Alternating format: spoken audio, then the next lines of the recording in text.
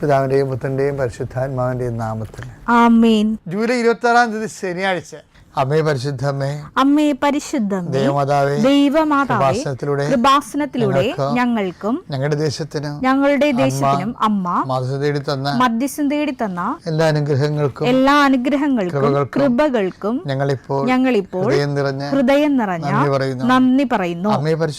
അമ്മേ പരിശുദ്ധമേ, ദൈവമാതാവേ, 2004 ഡിസംബർ 7-ാം തീയതി ഉച്ചകഴിഞ്ഞ് 2:30 കൃപാസനത്തിൽ സംഭവിച്ച അമ്മയുടെ പ്രത്യക്ഷപ്പെടലിനെ കുറിച്ച് തിരുസഭയ്ക്ക് സമർപ്പിച്ചിരിക്കുന്ന പഠനരേഖകളുടെ മേൽ സഭാത്മകമായ പഠനം ആരംഭിക്കുവാൻ ഞങ്ങൾ പ്രാർത്ഥിക്കുന്നു. അമ്മേ പരിശുദ്ധമേ, ഭൂസ്വർലോകങ്ങളുടെ രാജ്ഞിയായ അങ്ങേയ്ക്ക് ഭൗമ സംരക്ഷണത്തിനായി പ്രപഞ്ചപ്രകൃതിയെ തന്നെ തിരുസഭ പ്രതിഷ്ഠിക്കുവാൻ ഈ പ്രത്യക്ഷീകരണ വഴി ഇടയാക്കണമേ. പരിശുദ്ധമ്മേ, ജപമാല മാതാവേ, സകല കൃപാസനം പ്രാർത്ഥനകളോടും ചേർത്ത് ഞങ്ങളിപ്പോൾ പ്രാർത്ഥിക്കുന്ന ഈ കുടുംബത്തിന്റെ പ്രത്യേക നിയോഗം.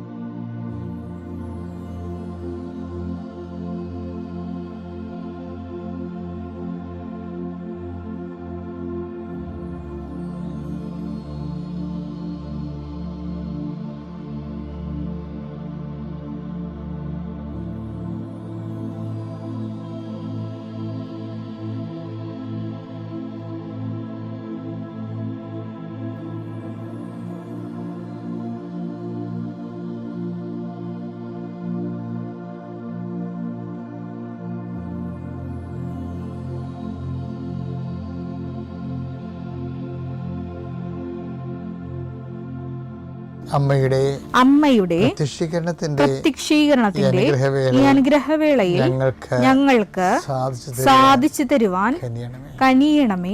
വിശ്വാസ പ്രമാണം. സർവശക്തനായ പിതാവും ആകാശത്തിന്റെയും ഭൂമിയുടെയും സൃഷ്ടാവുമായ ദൈവത്തിൽ ഞാൻ വിശ്വസിക്കുന്നു. അവിടുത്തെ ഏകപുത്രനും ഞങ്ങളുടെ കർത്താവുമായ ഈശോ മിശിഹായിലും ഞാൻ വിശ്വസിക്കുന്നു. ഈ പുത്രൻ പരിശുദ്ധാത്മാവിനാൽ ഗർഭസ്ഥനായി കന്യകാമറിയത്തിൽ നിന്ന് പിറന്ന് പൊന്തിയോസ് പീലാത്തോസിന്റെ കാലത്ത് പീഡകൾ സഹിച്ച് കുരിശിൽ തറയ്ക്കപ്പെട്ട് മരിച്ച് അടക്കപ്പെട്ട് പാതാളങ്ങളിൽ ഇറങ്ങി മരിച്ചവരുടെ ഇടയിൽ നിന്ന് 3-ാം നാൾ ഉയർത്ത് സ്വർഗത്തിലേക്ക് എഴുന്നള്ളി സർവശക്തിയുള്ള പിതാവായ ദൈവത്തിന്റെ വലതുഭാഗത്തിരിക്കുന്നു. അവിടെ നിന്ന് ജീവിക്കുന്നവരെയും മരിച്ചവരെയും വിധിക്കുവാൻ വരുമെന്നും ഞാൻ വിശ്വസിക്കുന്നു. പരിശുദ്ധാത്മാവിലും ഞാൻ വിശ്വസിക്കുന്നു. വിശുദ്ധ കത്തോലിക്കാ സഭയിലും പുണ്യവാന്മാരുടെ ഐക്യത്തിലും പാപങ്ങളുടെ മോചനത്തിലും ശരീരത്തിന്റെ ഉയർപ്പിലും നിത്യമായ ജീവിതത്തിലും ഞാൻ വിശ്വസിക്കുന്നു. ആമേൻ. സ്വർഗ്ഗസ്ഥനായ ഞങ്ങളുടെ പിതാവേ, അങ്ങയുടെ നാമം പൂജിതമാകണമേ. അങ്ങയുടെ രാജ്യം വരണമേ. അങ്ങയുടെ തിരുമനസ് സ്വർഗത്തിലെ പോലെ ഭൂമിയിലും ആകണമേ. അന്നു വേണ്ടുന്ന ആഹാരം ഇന്ന് ഞങ്ങൾക്ക് തരണമേ. ഞങ്ങളോട് തെറ്റ് ചെയ്യുന്നവരോട് ഞങ്ങൾ ക്ഷമിക്കുന്നത് പോലെ ഞങ്ങളുടെ തെറ്റുകൾ ഞങ്ങളോടും ക്ഷമിക്കണമേ. ഞങ്ങളെ പ്രലോഭനത്തിൽ ഉൾപ്പെടുത്തരുതേ, തിന്മയിൽ ഞങ്ങൾ രക്ഷിക്കണമേ. ആമേൻ. നന്മ നിറഞ്ഞ മറിയമേ, സ്വസ്തി. കർത്താവ് അങ്ങയുടെ കൂടെ സ്ത്രീകളിൽ അങ്ങ് അനുഗ്രഹിക്കപ്പെട്ടവളാകുന്നു. അങ്ങയുടെ ഉദരത്തിൻ ഫലമായി ഈശോ അനുഗ്രഹിക്കപ്പെട്ടവനാകുന്നു. പരിശുദ്ധ മറിയമേ, തമ്പുരാന്റെ അമ്മേ, പാപികളായ ഞങ്ങൾക്ക് വേണ്ടി ഇപ്പോഴും ഞങ്ങളുടെ മരണസമയത്തും തമ്പുരാനോട് അപേക്ഷിക്കണമേ. ആമേൻ. എൻ്റെ പ്രിയപ്പെട്ടവരെ, ഈ ദിവസങ്ങളിലെ കഴിഞ്ഞ ചൊവ്വാഴ്ച പ്രാർത്ഥന നിങ്ങൾ കേട്ടിട്ടുണ്ടെങ്കിൽ ഞാൻ പറഞ്ഞിട്ടുണ്ട്. ബുധനാഴ്ച മുതൽ ഡോക്യുമെൻറ്റുകൾ സമർപ്പിച്ചുകൊണ്ടുള്ള പ്രാർത്ഥന. നമ്മൾ രാവിലെയുള്ള പ്രാർത്ഥനയ്ക്ക് നമ്മൾ ഓരോ ദിവസത്തിന് വേണ്ട ഡെയിലി ബ്രെഡാണല്ല ഇത്. അപ്പം നിങ്ങൾ ഇപ്പോൾ ഓരോരോ സ്ഥലങ്ങളിലേക്ക് പോകത്തില്ലേ, അപ്പോൾ ഓരോരോ വിഷയങ്ങളിൽ ഏർപ്പെട്ടില്ലേ.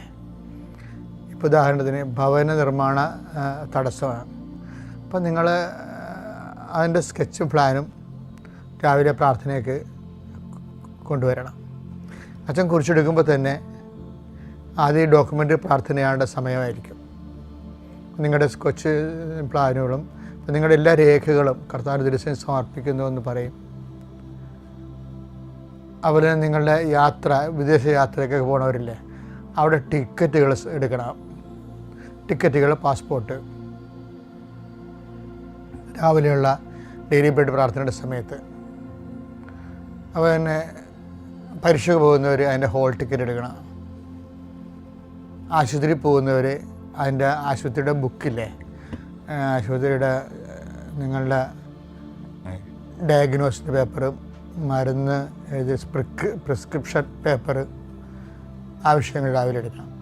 ആ മേഖലകളിലെല്ലാം കർത്താവിനത് പരിശുദ്ധമ്മയുടെ മാധ്യസ്ഥത്തിൽ, ഇത് ഉടമ്പടി പ്രാർത്ഥനയുടെ തന്നെ മറ്റൊരു അതിൻ്റെ ഭാഗമായിട്ട് വരുന്നതാണ്. അവർക്ക് വീഞ്ഞില്ല എന്ന് അമ്മ പറയുന്നിടത്ത് വെച്ച് മനുഷ്യൻ്റെ ഭൗതിക ആവശ്യങ്ങളുടെ മേൽ ദൈവത്തിൻ്റെ ശ്രദ്ധ ക്ഷണിച്ചുകൊണ്ട് കർത്താവിൻ്റെ അതിൻ്റെ അകത്ത് ഉൾപ്പെടുത്തി ആ വിഷയം നമ്മളെപ്പോലെ ദൈവത്തിൻ്റെതുമാക്കിയെടുക്കുന്ന ഒരു സമർപ്പണ പ്രാർത്ഥനയാണ് രാവിലെ ഈ രേഖാപ്രാർത്ഥനയൊക്കെ ഉള്ളത്, ആ വിഷയം.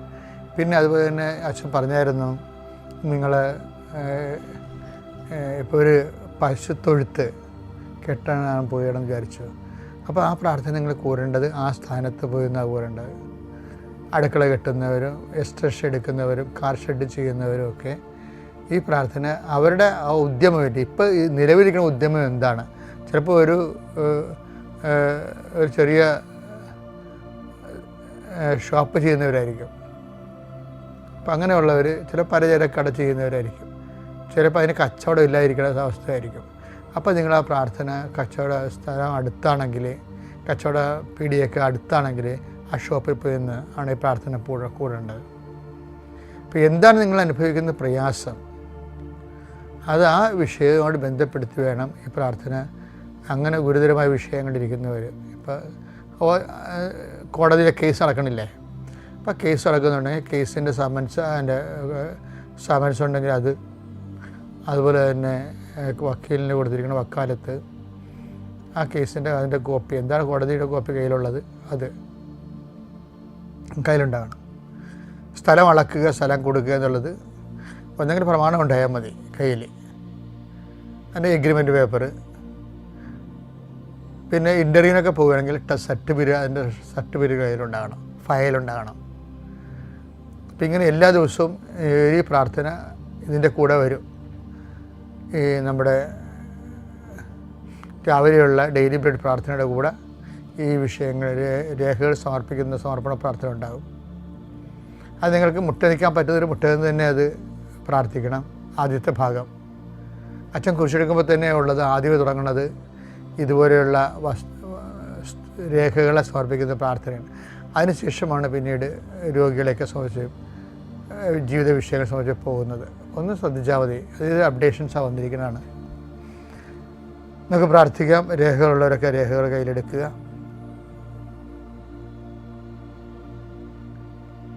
കർത്താവ് നിൻ്റെ ഉന്നതമായ നാമത്തിന് സ്തോത്രം ചെയ്യുന്നു.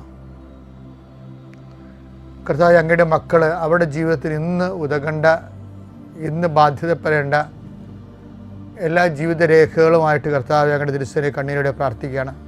കർത്താവ്, പരീക്ഷയ്ക്ക് പോകുന്നവരെ, റിസൾട്ട് നോക്കാൻ പോകുന്നവർ, ഇൻ്റർവ്യൂവിന് പോകുന്നവർ, വിദ്യാർത്ഥികൾ എന്തെല്ലാം കാര്യങ്ങൾക്ക് പോകുന്നുവോ അവരുടെ രേഖകളെല്ലാം ഇപ്പോൾ ഞങ്ങളെ സമർപ്പിച്ച് പ്രാർത്ഥിക്കുന്നു. ഈശോയെ, ഈ രേഖകളുടെ മേലെല്ലാം നിൻ്റെ തിരുമുറുവാർന്ന് വലതുകരം വെക്കണമെന്ന് പ്രാർത്ഥിക്കുന്നു. അമ്മയെ പരിശുദ്ധമേ ദേവമാതാവേ, അവർക്ക് വീഞ്ഞില്ല എന്ന് പറഞ്ഞുകൊണ്ട് കാനായിലെ കല്യാണ കുടുംബത്തിലെ കർത്താവിൻ്റെ കൃപയുടെ വാഹകയായി നിന്നവളെ, മക്കൾക്ക് പലപ്പോഴും വിദ്യാഭ്യാസത്തെയും പഠനത്തെയും പരീക്ഷയെയും ഇൻ്റർവ്യൂവിനെയും അതിൻ്റെ ഫലപ്രഖ്യാപനത്തെ നോക്കുന്നതിനൊക്കെ പോകുന്നവർക്ക് ടെൻഷനും പലതരത്തിലുള്ള പ്രയാസവും ഒക്കെയാണുള്ളത്. ആദ്യമേ അമ്മയെ അവരുടെ മനസ്സ് സമാധാനപ്പെടുത്താനും സ്വസ്ഥപ്പെടുത്താനും നീ അവരെ ആശ്വദിക്കുക, ശക്തിപ്പെടുത്തുകയും ചെയ്യണമെന്ന് പ്രാർത്ഥിക്കുന്നു. ദൈവത്തിൻ്റെ പദ്ധതികൾക്കെല്ലാം കീഴ്വഴങ്ങിക്കൊണ്ട് ദൈവത്തിൻ്റെ നാമത്തെ മഹത്വപ്പെടുത്തിക്കൊണ്ട് സുവിശേഷ സാക്ഷ്യം മുന്നേറാനുള്ള കൃപ അവർക്ക് നൽകണമെന്ന് പ്രാർത്ഥിക്കുന്നു. കർത്താവ്, പുരയിടമായിട്ട് ബന്ധപ്പെട്ട ഒരേ സമയ വിഷയങ്ങൾ സംബന്ധിച്ച് പ്രാർത്ഥിക്കുന്നു. പുരയിടത്താണെങ്കിൽ പുരയിടത്തിലാണ് വിൽക്കാൻ പോകുന്നവരുണ്ട്, വാങ്ങാൻ പോകുന്നവരുണ്ട്, അഡ്വാൻസ് കൊടുത്തവരുണ്ട്, അഡ്വാൻസ് കൊടുത്തിട്ട് അതിൻ്റെ തീർവ് നടക്കാത്തവരുണ്ട്. അങ്ങനെയുള്ളവരുടെ എല്ലാ പ്രമാണങ്ങളെയും അതുപോലെ തന്നെ അച്ചാരച്ചീട്ടിനെയും അങ്ങയുടെ തിരുസനെ സംബന്ധിച്ച് പ്രാർത്ഥിക്കും ദൈവമേ. അതുപോലെ തന്നെ ഈശോയെ, പലതരത്തിലുള്ള കീടങ്ങൾക്ക് കൃഷിക്കുണ്ടാകുന്ന കീടങ്ങൾ, അതുപോലെ തന്നെ പലപ്പോഴും ഏലം പഴുത്തു മാറുന്നതും, അതുപോലെ തന്നെ പലതരത്തിലുള്ള മത്സ്യത്തൊഴിലാളി മേഖലയിലുണ്ടാകുന്ന കേടുപാടുകൾ, വലയുടെ കേടുപാടുകൾ, സ്ഥിരമായി കെഞ്ചി നിന്ന് പോവുക, സ്ഥിരമായി വലയ്ക്ക് കേടുപാട് വരിക, അങ്ങനെയുള്ള മേഖലകളിലുള്ള വസ്തുക്കൾ, ഇമ്പ്യൂട്ട്സിനെ, ഉരുപ്പടികളെ, മത്സ്യബന്ധന ഉരുപ്പടികളെ അങ്ങനെ തിരുസന്നിധിയിൽ അവർ അത് നന്നായി വർക്ക് ചെയ്യുന്നതിന് വേണ്ടിയും സുരക്ഷിതമായി അത് ഉപയോഗിക്കാൻ വേണ്ടിയും കർത്താവിൻ്റെ നാമത്തിൽ അവർ ആശീർവദിച്ചുകൊണ്ട് പ്രാർത്ഥിക്കുന്നു. ആശുപത്രിയിൽ പോകുന്നവരുടെ ചീട്ടുകളും, അതുപോലെ തന്നെ എക്സ്റേ കോപ്പികളും, സ്കാനിങ് റിപ്പോർട്ടുകളും, അതുപോലെ തന്നെ പ്രിസ്ക്രിപ്ഷൻ മരുന്നിൻ്റെ പ്രിസ്ക്രിപ്ഷൻ കാർഡുകളും അങ്ങനെ തിരുസന്നിധി സമർപ്പിച്ചുകൊണ്ട് പ്രാർത്ഥിക്കുന്നു. ദൈവമേ കർത്താവെ, നിൻ്റെ തിരുമുറുവാൻ വരദകരം മക്കളുടെ മേലെ വയ്ക്കണമെന്ന് പ്രാർത്ഥിക്കുന്ന വിഷയം. വിദേശ യാത്ര ചെയ്യുന്നവരെ, യാത്രയ്ക്ക് ഒരുങ്ങുന്നവരെ, അവരുടെ പാസ്പോർട്ടുകൾ, വിസ, അതുപോലുള്ള എല്ലാ വിഷയങ്ങളും കർത്താവെ അങ്ങനെ തിരുസന്നിധി സഹോദരൻ പ്രാർത്ഥിക്കുന്ന ഈശോ നിൻ്റെ തിരുവാർന്ന് വരദകരം, ആണിപ്പെടുന്ന അത്ഭുതകരം കർത്താവെ ഈ മക്കളുടെ ശിരസിൽ വെക്കണമേ എന്ന് പ്രാർത്ഥിക്കുന്നു. അടിപ്പണ പോലെ വൈദാഘാതം പോലെ ദൈവികമായ ശക്തി ഈ രേഖകളിലേക്ക് ആവശ്യിക്കട്ടെ എന്ന് പ്രാർത്ഥിക്കുന്നു. നിലനിൽക്കുന്ന തടസ്സങ്ങളെ, ദോഷങ്ങളെ യേശുക്രിസ്തുവിന്റെ നാമത്തിൽ 39 വർഷത്തെ പൗരോഹിത്യത്തിൻ്റെ ശക്തിയാലും കർത്താവിനും കൃപാസന ജീവനുടെ പ്രത്യക്ഷപ്പെട്ട പരിശുദ്ധ അമ്മയുടെ പ്രത്യക്ഷത്തിൻ്റെ യോഗ്യതയാലും അൾത്താരിൽ നടന്ന 16 ആരാധനയുടെ ദൈവികമായ ശക്തിയാൽ ഈ രേഖകളുണ്ടാകുന്ന ഈ വസ്തുക്കൾക്കുണ്ടാകുന്ന ഈ രേഖയുടെ മേലുണ്ടാകുന്ന എല്ലാ തടസ്സങ്ങളെയും, മറവി തടസ്സങ്ങൾ വരെ യേശുക്രിസ്തു നാമത്തിൽ ഞാൻ ബന്ധിക്കുകയും ഇതിലെ ശുഭദീർഘമായ പര്യവസാനം ഉണ്ടാകാൻ പരിശുദ്ധ ദേവമാതാവിൻ്റെ പ്രത്യേക മധ്യസ്ഥനെ രേഖകളെ ഏൽപ്പിക്കുകയും ചെയ്യുന്നു. കർത്താവെ, കണ്ണുനീരുടെ വിതയ്ക്കൊന്നും അവർ ജയഘോഷത്തോടെ കൊയ്ത കറ്റയുമായി വരുന്നു എന്നുള്ള എല്ലാ ദിവസവും പ്രഭാതത്തിൽ ഞങ്ങളുടെ പ്രാർത്ഥനയാണ്. കർത്താവെ, കണ്ണുനീരുടെ പോകുന്നവർ, ആശങ്കയോടെ പോകുന്നവർ ഉത്സാഹത്തോടെ തിരിച്ചു വരാനും അവർക്ക് ഉന്മേഷത്തിൻ്റെ അരുവിയെ പരിശുദ്ധാത്മാവിനെ, the joy of the holy spirit, പരിശുദ്ധാത്മാവിൻ്റെ സന്തോഷത്തിൽ അവരെ പ്രത്യേകം അഭിഷേകം ചെയ്യണമെന്ന് പ്രാർത്ഥിക്കുന്നു. എൻ്റെ കർത്താവിൻ്റെ ഉന്നതമായ നാമത്തിൽ, സഭയുടെ അധികാരത്തിൽ, കുരിശിൻ്റെ അടയാളത്തിൽ, ദൈവത്തിൻ്റെ ശക്തിയാൽ ആശീർവദിക്കുന്നു. കർത്താവ്, വാഹനം വാങ്ങാൻ പോകുന്നവരുണ്ട്, വാഹനം ഓടിക്കാൻ പോകുന്നവരുണ്ട്, അവരുടെ താക്കോലുകൾ, അവരുടെ ലൈസൻസ് അങ്ങയുടെ തിരുസന്നിധിയിൽ സമർപ്പിച്ച് പ്രാർത്ഥിക്കുന്നു. കർത്താവ്, അവരുടെ പോകേണ്ട വഴി നിനക്ക് മുമ്പേ ഞാനൊരു ദൂതനെ അയക്കുമെന്ന് വിളിച്ചത് കർത്താവ് ആ ദൂതനെ അയച്ചു തരികയും നിൻ്റെ വഴികളെ ക്രമപ്പെടുത്തുകയും നീ സുരക്ഷിതമായി തിരിച്ചെത്തുകയും ചെയ്യാൻ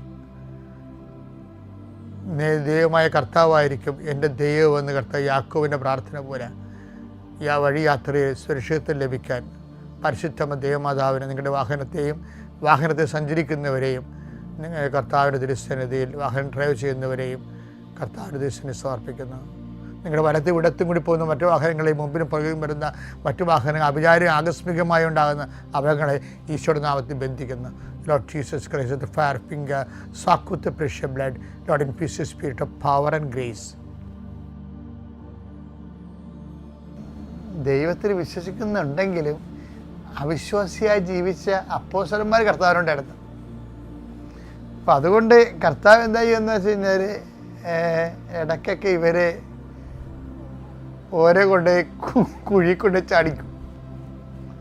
ചാടിച്ചിട്ട് ഇവരവിടെ കിടന്നുകൊണ്ട് ഈ കഴുത്തപ്പം വെള്ളത്തിൽ കിടന്നുണ്ട് കൈയും കാലിട്ട് അടിച്ചാലും കരകയറത്തില്ല. അപ്പോൾ ഒരു ദിവസം അങ്ങനെ കർത്താവിനോട് ചോദിച്ചേ, താബോർ മലയിൽ നിന്ന് ഇറങ്ങിയപ്പോൾ ഒരു എപ്പിലെപ്സി വന്ന ഒരു മകൻ വന്നില്ലേ, അവരെ അപ്പോസ്തലന്മാരുടെ അടുത്ത് അവരെ കൊണ്ടുവന്നിട്ട് അസ്മാരോഗ്യം കൊണ്ടുവന്നിട്ട് സുഖപ്പെടുത്താൻ കഴിഞ്ഞില്ലല്ല. അപ്പം അപ്പോസ്തലന്മാർ വിശ്വാസം ഭയങ്കര വിശ്വാസമുണ്ട്, പക്ഷേ അതിൻ്റെ അകത്ത് മുഴുവനും ഈ അവിശ്വാസമാണ്. ചില ട്യൂബിൽ വരുന്ന സാധനങ്ങളില്ലേ, അതിൻ്റെ പകുതിയെ അതിൻ്റെ അകത്ത് ഇപ്പം എന്തായാലും പകുതിയോ ഉണ്ടാകത്തുള്ളൂ അതിൻ്റെ അകത്ത്. ബാക്കിയെല്ലാം ആ ട്യൂബ് നേരെ ഇരിക്കാൻ വേണ്ടി അവർ ഗ്യാസ് കയറ്റി വിടുന്നതാണ്. അതുപോലെ തന്നെ എനിക്ക് പ്രാർത്ഥനയ്ക്കും വരുന്നൊരു വിഷയം ഇതാണ്. അലമുറയിട്ടൊക്കെ പ്രാർത്ഥിക്കുമെങ്കിലും ആ പ്രാർത്ഥനയുടെ അകത്ത് വിശ്വാസത്തിൻ്റെ കണ്ടന്റ് കുറവായിരിക്കും. അപ്പോസ്തലന്മാർക്ക് ഇങ്ങനെ കുഴപ്പമുണ്ടായിരുന്നു. അതുകൊണ്ട് ഈശോ എന്ത് ചെയ്തു കഴിഞ്ഞാൽ ഈശോ ഓരോ പ്രോബ്ലം ഉണ്ടാക്കി കൊടുക്കും അവർക്ക്. നമുക്ക് ഈ പ്രോബ്ലമൊക്കെ ഉണ്ടാകണില്ലേ, നമ്മൾ തോറ്റുപോയാലും ദൈവത്തിന് ലാഭമാണ്. അതുകൊണ്ട് എന്താ വെച്ചാൽ ആ അപസ്മാരോഗ്യം സുഖപ്പെടുത്താൻ കഴിഞ്ഞില്ലല്ല, അവരിവരെ മണ്ണ് കുത്തിയൊക്കെ എറിഞ്ഞ് ആപ്പെടുന്ന ആശകോടാലിയായിട്ട് അത് പിരിയണത്. അപ്പോൾ ഇവർ ചമ്മി അടപ്പ് തീർച്ചയായിരുന്നു അപ്പോസ്തലന്മാർ. പിന്നെ ഈശോ പറഞ്ഞ് അവരെ എൻ്റെ അടുത്ത് കൊണ്ടുവരുമെന്ന് പറഞ്ഞ് കർത്താവിൻ്റെ അടുത്ത് വന്ന് അവനെ സുഖപ്പെടുത്തി. വീട്ടിലിരുന്നപ്പോൾ അവർ ചോദിച്ചേ, അവർക്കിങ്ങനെ ചോദിച്ചു ഓങ്ങി നിൽക്കിയിരുന്നു, എന്തുകൊണ്ടാണ് ഞങ്ങൾക്കവരെ അവനെ സുഖപ്പെടുത്താൻ കഴിയാതിരുന്നത്? മത്തായി 17:19-20. അനന്തരം ശിഷ്യന്മാർ തനിച്ച് യേശുവിനെ സമീപിച്ച് ചോദിച്ചു, എന്തുകൊണ്ടാണ് അതിനെ ബഹിഷ്കരിക്കാൻ ഞങ്ങൾക്ക് കഴിയാതെ പോയത്? യേശു പറഞ്ഞു, നിങ്ങളുടെ അല്പവിശ്വാസം കൊണ്ട് തന്നെ. അത് ഇവർക്ക് അപ്പോസ്തലന്മാരാണെങ്കിലും ബേസിക്കായിട്ട് അല്പവിശ്വാസികളാണ് ഈ കക്ഷികൾ. അത് ഇവരെ ബോധ്യപ്പെടുത്താൻ വേണ്ടിയാണ് മേജർ ആയിട്ടുള്ള പ്രോബ്ലം ഉണ്ടാക്കിയത്. ഈശോ ഉണ്ടാക്കിയ പ്രോബ്ലമാണത്. ഈശോ ഒരു ആബ്സെൻസിൽ താബോർ മലയിലേക്ക് റിട്ടയർ ചെയ്തതിന് ശേഷം സംഭവിക്കുന്ന വിഷയമാണ്. ചില സമയത്ത് ഈശോ നമ്മളോട് ഇങ്ങനെ തന്നെ ചെയ്യും. ഒരാഴ്ചയ്ക്ക് കർത്താവിനെ കുറിച്ച് നമുക്കൊരു ഐഡിയയും കിട്ടത്തില്ല. അയ്യോ ദൈവം നമ്മൾ കൈവിട്ട, പ്രാർത്ഥിക്കാൻ തോന്നണില്ല എന്നൊക്കെ പറയും. നിങ്ങൾ ഓർത്തേക്കണം കേട്ടാ. അതായത് അയ്യോ ദൈവം എന്നെ കൈവിട്ട, പ്രാർത്ഥിക്കാൻ തോന്നണില്ല എന്നൊക്കെ നമുക്ക് പറഞ്ഞു കഴിഞ്ഞാൽ ഡ്രൈനെസ് തോന്നിയ ആ ദിവസങ്ങളിൽ വല്ലാത്ത ഒരു പരാജയം നമുക്ക് സംഭവിക്കും. അത് നമ്മൾ വളരെ ശ്രദ്ധിച്ചിരിക്കണം. നമുക്ക് ആധ്യാത്മികമായ ഒരു വരൾച്ച തോന്നി, പ്രാർത്ഥിക്കാൻ തോന്നണില്ല. ചില സമയത്ത് ചിലക്ക് ദൈവം ഉണ്ടോ എന്ന് പോലും തോന്നും. അത് ആ ഒരു ആബ്സെൻസ് പീരീഡ്, റിട്ടയറിങ് ടൈമാണത്. ഈശോ ഉണ്ട്, പക്ഷെ താബോർ മലയിലേക്ക് പോയിരിക്കുക. അപ്പോഴാണ് ഈ അപസ്മാരൂപയ്ക്ക് വരണതല്ലേ, മനഃപൂർവ്വം ഈശോ കൊണ്ടുവരുന്നതാണത്. അപ്പോസ്തലന്മാർക്ക് പണി കൊടുക്കാൻ വേണ്ടി കൊണ്ടുവരുന്നതാണ്. എന്താ കാര്യം? ഇവന്മാർ വലിയ മസ്ലി പിടിച്ച് ഞങ്ങൾ വിശ്വാസികളാണെന്ന് പറഞ്ഞാൽ നടക്കണത്. പക്ഷെ അവരെ ബോധ്യപ്പെടുത്തണം, നിങ്ങളെ വിശ്വാസം വളർന്നിട്ടില്ല. അതുകൊണ്ട് മേജറായിട്ടുള്ള പ്രോബ്ലം മേജർ പ്രോബ്ലം കൊണ്ടുവരുന്നത് ആരാണ്? ഈ താബോർ മലയിൽ രൂപാന്തരപ്പെട്ടിരുന്ന സമയത്ത് തന്നെയാണ് ഇവിടെ രൂപാന്തരീകരണം സംഭവിക്കുന്നത്. ഇവർക്ക് രൂപാന്തരീകരണം ഉണ്ടാക്കാൻ വേണ്ടിയാണ് ഇവർക്ക് അവരെ കൊണ്ടുപോയില്ലായിരുന്നു അങ്ങോട്ട്. പത്രോസും യോഹന്നാനും യാക്കോബും 3 പേരെ കൊണ്ടുപോയില്ലേ? അപ്പോൾ ഈ അണ്ണന്മാർ പറയും താഴെ നിൽക്കണ 9 പേരുണ്ടല്ലോ അവന്മാർ. അപ്പോൾ തന്നെ അസൂയം പരദൂഷണമൊക്കെ അതുമല്ല പരിപാടി. ഈ അസൂയയുടെയും പരദൂഷണത്തിൻ്റെ ഇടയ്ക്ക് എന്തുകൊണ്ടാണ് അവന്മാരെ കൊണ്ടുപോയത്? ഇവരെല്ലാം ഒരുമിച്ച് കയറി വന്ന പാർട്ടിയാണല്ലേ 12 പേരും കൂടി. എന്നിട്ട് ഈശോ പറഞ്ഞു നിങ്ങളോട് നിൽക്കാൻ പറഞ്ഞില്ലേ? നിൽക്കോ അവരും കയറി പോലെ ഓട്ടോമാറ്റിക് പ്രോസസ്സാണല്ലോ ഈശോ തടുത്ത് കളഞ്ഞത്. ഒരു സ്പോണ്ടേനിയസ് ആൻഡ് ഓട്ടോമാറ്റിക് പ്രോസസ്സല്ലേ. ഇവർ വന്ന് വഴിയിലൂടെ വന്ന് താബോറിലോട്ട് കയറിപ്പോകുന്നു, മലയിലോട്ട് കയറിപ്പോകുന്നു. പിന്നെ എന്തുകൊണ്ടാണ് ഈ 9 പേര് പുറത്തായത്? മനഃപൂർവ്വം പുറത്ത് നിർത്തിയതാണ്. പുറത്ത് നിർത്തിയതല്ലേ പ്രശ്നമേ. പേരൊരു സാധ്യത വലിച്ചോണ്ട് പോകുന്നു അവിടെ. എന്നിട്ട് ഇവരുമായിട്ട് ഗുസ്തിയാണ് നടത്തി.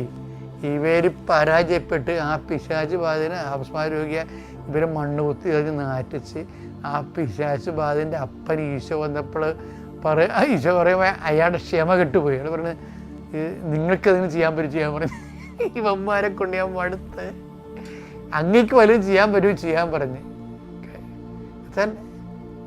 വിശ്വാസത്തിൻ്റെ പരാജയം അയാളുടെ കൺമുമ്പിൽ കണ്ടു കഴിഞ്ഞു. ഇവർ വെറുതെ ചുമ്മാ കച്ചക്കെട്ടി എടുത്ത് ക്രിസ്തുവിൻ്റെ ആൾക്കാരാണ് നമ്മൾ നടക്കണമെന്നല്ലാതെ ഒരു കഥയുമില്ല എന്നുള്ളത് അയാളുടെ ജീവിതാനുഭവമുള്ള ജീവിതപ്രയാസങ്ങൾ വിട്ട് വിഷമിക്കണവൻ ഈ അപ്പോസ്തലന്മാരെ കണ്ടപ്പോൾ അവന് ഒരു പരാജയബോധം തോന്നി. അവസാനം ദൈവത്തോട് പോകാൻ പറഞ്ഞു, ഇനി ദൈവത്തിന് വല്ലതും ചെയ്യാൻ പറഞ്ഞു. അപ്പോൾ കർത്താവിന് കഴിയുമെങ്കിലെന്ന് വിശ്വസിക്കുന്നവന് എല്ലാം സാധിക്കും. അപ്പം തന്നെ എല്ലാത്തിനും ഉത്തരവായി. മർക്കോസ് 9:22-23 എന്തെങ്കിലും ചെയ്യാൻ നിനക്ക് കഴിയുമെങ്കിൽ. ആ പിശാചുബാധന്റെ ഭസ്മാരോഗിയുടെ അപ്പൻ ചോദിക്കണതാണേ, എന്തെങ്കിലും ചെയ്യാൻ നിനക്ക് കഴിയുമെങ്കിൽ കർത്താവിന്റെ ഞങ്ങളുടെ മേൽ കരുണ തോന്നി ഞങ്ങളെ സഹായിക്കണമേ. യേശു പറഞ്ഞു കഴിയുമെങ്കിലെന്നോ. കഴിയുമെങ്കിലെന്നോ വിശ്വസിക്കുന്നവന് എല്ലാ കാര്യങ്ങളും സാധിക്കും. ഇത് വിശ്വാസത്തിനൊരു പാഠമാണ്. മേജർ ആയിട്ടുള്ള പ്രോബ്ലംസ് ഉണ്ടാകുമ്പോൾ വിശ്വാസ വളർച്ചയ്ക്ക് വേണ്ടിയുള്ള ദൈവത്തിൻ്റെ ഫോർമേഷനാണ് അത് നടക്കുന്നത്, ഫെയ്ത്ത് ഫോർമേഷനാണ്. അപ്പോസ്തലന്മാർക്ക് അപ്പം തന്നെ ആ ഉത്തരം ഇത്തിരി ഡിസേൺ പവർ ഉള്ളവർക്ക് മനസ്സിലാകും രണ്ടുത്തരം കിട്ടുവാനും. എന്താണ് എന്തുകൊണ്ട് യുവന്മാരുടെ പ്രശ്നം എന്തുകൊണ്ടാണ് ഞങ്ങളെ താബോറിലോട്ട് കൊണ്ടുപോകാതിരുന്നത്? അതായത് 12 ശിഷ്യന്മാരിൽ താബോറിലേക്ക് കൊണ്ടുപോയ 3 പേര്. പിന്നെ അതിൽ നിന്ന് പിന്നീട് ഒരു ഇഷ്യൂ ബേസ്ഡ് ആയിട്ടാണ് സ്പിരിച്വാലിറ്റി മുന്നോട്ട് പോകുമ്പോൾ താബോറിലെ 3 പേരെ കഴിഞ്ഞിട്ടു പിന്നെ 9 പേരാണ് താഴെ നിൽക്കുന്നത്. ഈ 9 പേര് പിന്നീട് മർക്കോസ് ഓടി പോകും. അതുപോലെ തന്നെ യൂദാസ് സെൽഫ് ഗോൾ അടിച്ച് സ്വന്തമായിട്ട് എഴുന്നേറ്റ് പോകും. യൂദാസിൻ്റെ ഏറ്റവും വലിയ ഒരു ഗുണം അതാണ്. ദോഷമായിട്ടാണ് ബൈബിളിൽ നമുക്ക് മനസ്സിലാണെങ്കിലും അയാൾ സ്വന്തമായൊരു തീരുമാനമെടുത്തു, ഇനി സഭയിൽ നിൽക്കണത് ശരിയല്ല. തന്നെപ്പോൾ ഒരാൾ സഭയെ തുടർന്നു കഴിഞ്ഞാൽ അത് ഒരു സത്യകേടായ കാര്യമാണ് എന്ന് മനസ്സിലാകും. ഇന്നിപ്പോൾ വരുമ്പോൾ ഞാൻ എന്നെ ഏറ്റവും കൂടുതൽ പ്രതിക്കൂട്ടിലാക്കുന്ന ഒരു സംഭവമാണ്. എന്നുവെച്ചാൽ എപ്പോഴും ഇതിന് നമ്മൾ മറുപടി പറയണം. സത്യസന്ധമായിട്ടാണോ? യൂദാസിൻ്റെ ഒരു സത്യസന്ധതയെങ്കിലും നമ്മൾ കാണിച്ചില്ലെങ്കിൽ നമ്മൾ ദൈവത്തോട് കാണിക്കുന്ന ഏറ്റവും വലിയ അനീതിയായിരിക്കും. അയാൾ ആ കാര്യത്തിൽ സത്യസന്ധനാണെന്ന്. അയാളുടെ ഒരു മാനസികാവസ്ഥയും മാനസിക രോഗത്തിൻ്റെ ചിലർക്ക് ദുഃഖം താങ്ങാൻ പറ്റാതെ വരുമ്പോൾ ചില ആൾക്കാർ പെട്ടെന്ന് ഇങ്ങനെ വൈകാരികമായിട്ട് പ്രതികരിച്ചു പോകുന്നില്ലേ, അങ്ങനെ ഒരു പ്രതികരണമാണ് എടുത്തത് അയാൾ. പക്ഷേ ദൈവപുത്രനെ ഒറ്റിക്കൊടുക്കണ കൊണ്ട് അവൻ ജനിക്കാതിരുന്നെങ്കിൽ അവന് നന്നായിരുന്നെന്ന് ഈശോ പറഞ്ഞിരിക്കണതാണ്. നമുക്ക് മറിച്ചൊന്നും പറയാനും ഇപ്പോൾ അവിടെ വകുപ്പില്ല, മറിച്ച് സങ്കല്പത്തിനൊന്നും അവിടെ വകുപ്പില്ല. പക്ഷേ ഒരു കാര്യം അവൻ ചെയ്തിരിക്കണത്, അവൻ പിന്നെ അവിടെ ഇരുന്നില്ല. അത് വലിയ ഒരു നല്ല പ്ലസ് പോയിൻ്റായിട്ട് എനിക്ക് തോന്നിയിട്ടുണ്ട്. അതെൻ്റെ വ്യക്തിപരമായ അഭിപ്രായം കേട്ടോ. കാര്യം പലരുടെയും പ്രശ്നം എന്തുകൊണ്ടാണ്, അവരവിടെ ഇരിക്കുന്നു എന്നുള്ളതല്ലേ പ്രശ്നം. ദൈവത്തിനും സഭയ്ക്കും മനുഷ്യനും നിരക്കാത്ത കാര്യങ്ങൾ ചെയ്തിട്ടും അവരവിടെ ഇരിക്കുന്നു, അതാണ് പ്രശ്നം.